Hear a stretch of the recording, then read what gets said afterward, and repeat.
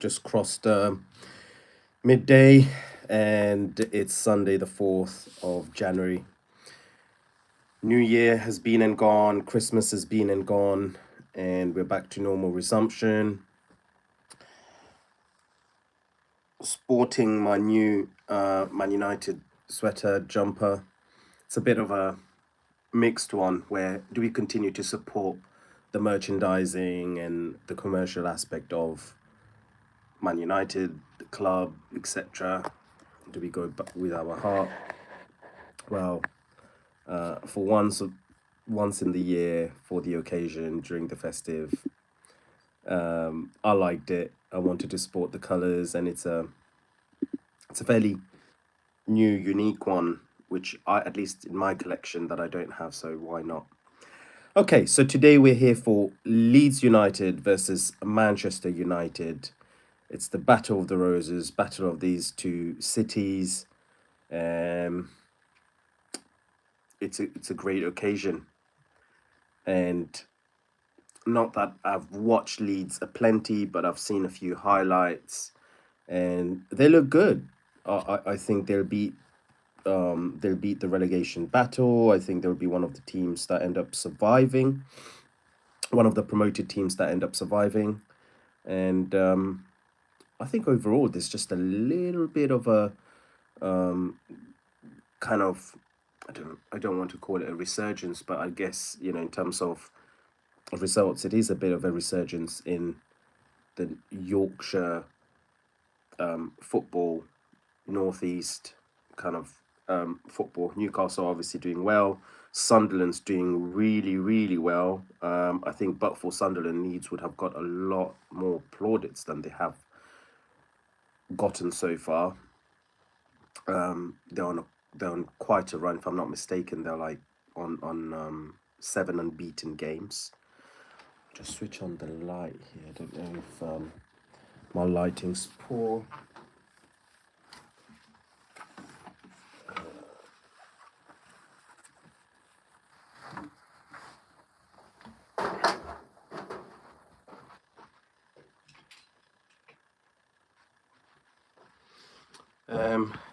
Yeah, so Leeds are doing really well, and it's going to be a grueling match. I'm not sure how exactly the attack. I really like this. Their number three, Goodmanson, and on the other flank there will be Justin. So it will be a good battle between them and Delo and Luke Shaw on this side. So with that, let's get into the setup. So as I mentioned, I'll be talking, obviously focusing on Man United. For United, Amorim comes back to a 3-5-2, 5-3-2, in my opinion, because it's five defenders. So Diego Dalot takes his place on the right. Lenny Yoro comes back into the fold. Aiden Heaven, Martinez, Luke Shaw. And then in the middle, we've got Casemiro Nagate. Patrick Dorgu, interestingly, goes up front. I think that's the change, really. So Lenny Yoro has effectively. I'm just trying to think who is Lenny Yoro coming in for. I guess Lenny Yoro is coming in for Joshua Zirkzee. So instead of having Zirkzee in one of the front positions, he's putting Dorgu in there on top of the five defenders. So it will be interesting. Look, Amorim, I think there's huge pressures on him. And now the pressures are not just from a United perspective. Amorim's got to be very, very careful about his entire demeanor, personality, legacy, if he wants to have any. He's done really well at Sporting before coming to Man United. And listen, if he had a short stint at Man United, we can say he didn't get given the chance. Many Many bigger, better, more experienced men have fallen before him. But now he has to worry a little bit about his legacy in terms of he's had a good chance at restructurization. He's been given budget. He's had a chance to implement, his philosophy, his way of working, blah blah blah. And the results have been shocking. He's taken Man United to record-breaking results in the wrong direction. I don't think any Man United manager has finished 15th or wherever we were, 15th or 14th, and he's managed to do that. So this year he's got to be very very careful, Amarim, because when he leaves United, and we've seen that with other managers, there's only one way. It's downway, right? No manager has come to Man United, done a good job, and then gone up. No. Even Ten Hag, I'm surprised with him. You know, he's gone downwards. It takes a lot out of you. So it's sink or swim for Amarim. He's got youth on his side. Hopefully, he's got energy on his side. Let's see what he does. And just to deliberate a little bit on Amrim, which is, for me, has been a huge criticism of him, is he's too stubborn for his own good. Where if something works well for Man United, he's hell bent on showing that no player is bigger than his system. He wants to show that it's his system. It's almost egoistical that he has, right? It's like, oh, well, we've managed to make a great way of scoring goals. So we're looking more potent in front of the opposition goal. And he highlighted that. He's like, oh, only one team has scored more goals than us this season, all of this season. Okay. So with Mbuemo not here, Bruno not here, Ahmad not here, three of the most creative people, then of course we're going to struggle. But he's like, okay, at the same time, so he's mentioned these players, but at the same time, he's like, oh, okay, I'll just have Dorgu in there. When he worked, he got removed, right? We went to four at the back, that worked, that got removed. He's just very, very inconsistent, almost egoistical in the way that he wants to show that it's only what he does that works and that he's in full control of that. Well, I tell you what, people are catching up because now they're starting to see a lot of what worked. When he's changing it, it's not working. And he's trying to catch out the opposition manager, is trying to catch out the media, the fans, but we are catching on to him because the luck that he got using 3-5-2, now that he's reverting back to it, and now that he's bringing in the same old players, i.e. your Delos, your Casemiros, your Gartes, Cunhas, all of these players are now not looking as good in the 3-5-2 like they did on the 4-4-2. So Amarim's got a lot to answer for, and let's see how he does it. Interesting match that springs to mind before I jump on the game because it's already started, is McTominay. I think we played Leeds, and McTominay got a couple of goals because Ole did the same thing that Amarim did, where Ole kept deploying McTominay as a number 6, and against Leeds, He went on and played against in the number 10 position, scored 2 goals, and lo and behold, he moves him back to the number 6 to show that no, Ollie's indeed right. I think this is something that stupid managers tend to do. They're so pig-headed. When they get certain things right, they think they're so good that they will always get everything right, or they will get other things right. But no, we're catching on to them. Anyway, for this match, it'll be interesting to see how we approach the game. Leeds have done well, and for all their plaudits, they still remain a promoted side who need to be dispatched with aplomb. Nothing less than 3 points will do. So let's see how we get on. Benjamin Sesko's got a lot to prove, in my opinion. So does Cunha. Their places have to be under review.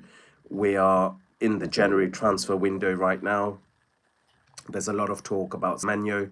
I know Man City are the only team that have bid for him. I'm happy to hear that in a way. I like Semenyo. I think he caused Man United many a danger. He was pivotal for Bournemouth against Man United. He scored from a tight space on that right. But I'm happy to see him link with Man City because I think he's a different player. He has something different to Man City, but it's not that typical Man City tiki-taka European way of playing, because that, in my opinion, is more dangerous. Semenyo, you get what you see. He's built, he's properly built, is an athlete,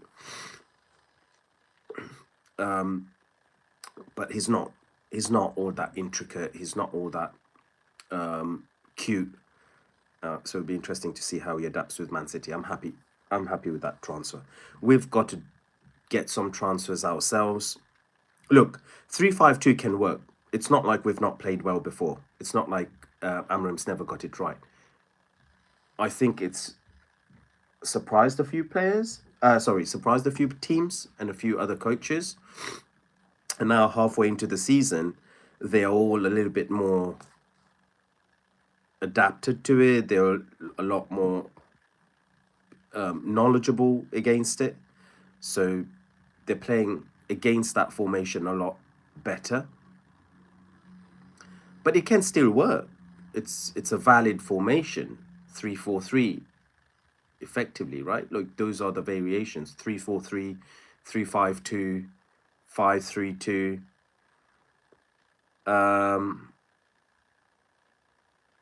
But you've got to have monster athletes on the flanks. You've got to have a great supporting cast. You've got to have, like in today's formation, you've got to have players in Martinez, in Euro, who are super comfortable in attacking the flanks, or defending against the flanks, and centre backs who are equally as comfortable on the wings. So until you get that, it won't work, and we will always be open to being countered. And at the same time, we've got to hold that potency up front. In my opinion, I know facts are showing that we've scored, a lot more goals than last season. But for me, that's a lot to do with set pieces. I don't think we carry that threat, that huge threat that warrants this number of goals. And when we have carried that, it's been in games where the formation is different, where we're doing something different to what traditionally Ruben Amorim wants to do. So, yeah, there are many holes to pick. Let's see how we get on. At the moment, we're already 5 minutes, 6 minutes into the game, and the highlight has been Ugarte's header from Diego Dalot's throw-in, which hit the net, the roof of the net, and that's about it. So, Mr. That One Director, welcome to the call, to the show. Hi to you, and hope you're all again Man United supporters, or at least football supporters, and we can engage in some constructive conversation. What do you guys think? Who will get the benefit? Who will take advantage? Who will be on top? Who will win the Battle of the Roses? As I said, for me, I still think, I'm not super confident. I still think Man United will get the job done. Well, they should get the job done. Amram should get the job done. Because otherwise, again, I'm worried for him. He's in a big predicament because, and I think he realizes that, because a lot of people talk about the positions. I don't like to talk about the positions, but the points. If the positions were, if the season was a lot more traditional, where I thought Cunha had scored there, but he's offside. What a goal that would have been. Took it one time on the volley. Oh, well, it's from his own box. It can't be offside.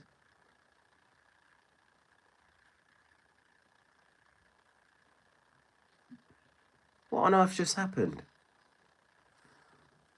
Oh my goodness. They've given it as offside. Dr. Pepper Lover for life. Shout out to you, sir. And that girl, also hi to you.